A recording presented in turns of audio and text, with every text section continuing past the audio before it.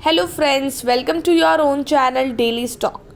तो आज हम आपको डॉल्फिन रबर्स लिमिटेड के बारे में शेयर एनालिसिस बताने वाले हैं, जिसमें हम आपको बताएंगे कि कंपनी क्या काम करती है, कंपनी के अगर हम देखें तो प्रमोटर होल्डिंग कैसी है, कैश फ्लोज कैसे, क्वार्टरली रिजल्ट्स और ईयरली रिजल्ट्स का एनालिसिस करेंगे और शेयर प्राइस चार्ट के बारे में भी बात करेंगे कि लास्ट 5 ईयर्स में कंपनी ने कैसा परफॉर्म किया है।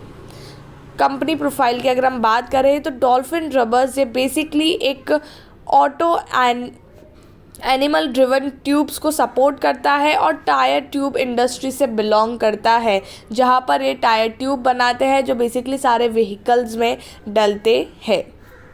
मार्केट कैप की बात करें तो 121 करोड़ का इसका मार्केट कैप है। तो ये एक स्मॉल कैप कंपनी है जिसकी स्टॉक प्राइस टू अर्निंग है 43.5। करंट प्राइस अगर हम देखें तो 120 रुपीज़ है और इंडस्ट्री का प्राइस टू अर्निंग देखेंगे तो 29.2 है। तो इंडस्ट्री के कंपैरिजन में देखेंगे तो ये एक महंगे वैल्यूएशन पे, थोड़े से महंगे प्राइस पे ये शेयर मिल रहा है। बुक वैल्यू के कंपैरिजन में अगर हम देखें तो जो करंट प्राइस है वो बुक वैल्यू से तो काफ़ी महंगे प्राइस पे मिल रहा है। लेकिन रिटर्न्स इस कंपनी के इतने बुरे नहीं है। छोटी सी कंपनी है बट स्टिल 14.6% का रिटर्न दे रही है कैपिटल पे और इक्विटी पे 13.4% का रिटर्न दे रही है। डेट है इस कंपनी के पास 11.3 करोड़ का, हालांकि ज़्यादा डेट इस कंपनी के पास नहीं है। तो फंडामेंटली अगर हम देखें तो इतनी बुरी भी ये कंपनी नहीं लग रही है। रिटर्न्स तो बढ़िया ही दे रही है ईयर ऑन ईयर बेसिस पे, छोटी सी कंपनी उसके कंपैरिजन में अगर हम देखें तो।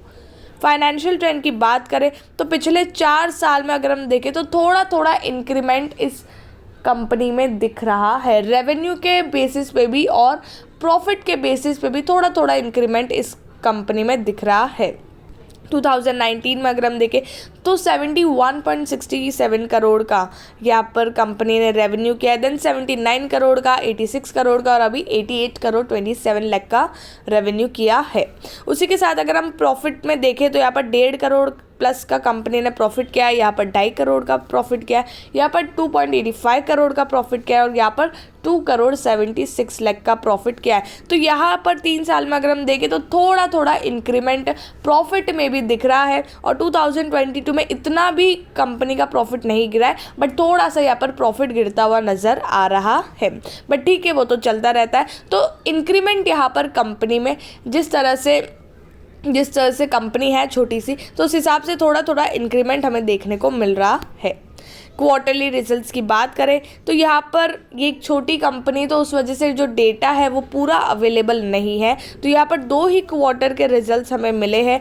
23.27 करोड़ का यहाँ पर कंपनी ने सेल्स किया है जून 2022 और सितंबर में किया है 24.39 करोड़ का सेल्स, जहाँ पर कंपनी का OPM अगर हम देखें तो वो सिर्फ 5.5% जितना ही है।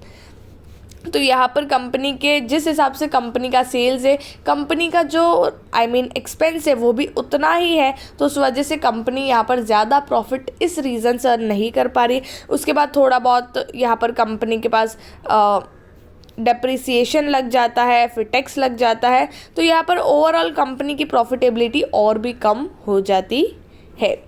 शेयर होल्डिंग पैटर्न की बात करें तो यहाँ पर जो 2 ही इन्वेस्टर्स है, प्रमोटर्स एंड पब्लिक, जहाँ पर प्रमोटर्स 41.38% हुआ करते थे इन अक्टूबर 2018। सितंबर 2022 में वो 35.69 हो गए। तो यहाँ पर प्रमोटर्स ने अच्छा खासा सेल किया था अक्टूबर से मार्च 2019 के बीच में। ये इतने से इतने से मंथ्स के बीच में कंपनी ने 10 या 11% का यहाँ पर अपना स्टेक बेचा है और अब थोड़ा थोड़ा फिर से इंक्रीज़ कर रही है। और इसी के सामने अगर हम देखें तो पब्लिक के पास 58 से 64% का स्टेक यहाँ पर पब्लिक के पास आ गया है। तो प्रमोटर होल्डिंग यहाँ पर इतनी कुछ खास नहीं लग रही है। हालांकि प्रमोटर्स अब धीरे धीरे फिर से अपना स्टेक बढ़ा रहे हैं, तो यहाँ पर पॉजिटिव और नेगेटिव साइड दोनों दिख रही है। कैश फ्लोज की बात करें तो ऑपरेटिंग एक्टिविटी से 17, उसके बाद इन्वेस्टिंग एक्टिविटी से यहाँ पर 3.87 और कैश फ्रॉम फाइनेंसिंग एक्टिविटी जो नेगेटिव में है। तो यहाँ पर कैश फ्लोज, ये कंपनी के कैश फ्लोज हैं इन मार्च 2022। अगर 5 ईयर की बात करें तो हाई है कंपनी का 167.5 और यहाँ पर लो है 19.50 और करंटली जो फ्राइडे को इसका प्राइस था 122.25 रुपीज़ था और 4.80% ये शेयर ऊपर भी था। तो जिस तरह से ग्राफ देखेंगे आप तो अच्छा खासा ये शेयर ऊपर ही चल रहा है और अभी थोड़ा सा नीचे आने के बाद फिर से इसकी जो कैंडल्स है वो ऊपर की तरफ जाने को दिख रही है। तो अगर आप चाहते हो तो इसमें शॉर्ट टर्म पर्सपेक्टिव के हिसाब से आप इस शेयर में निवेश कर सकते हो।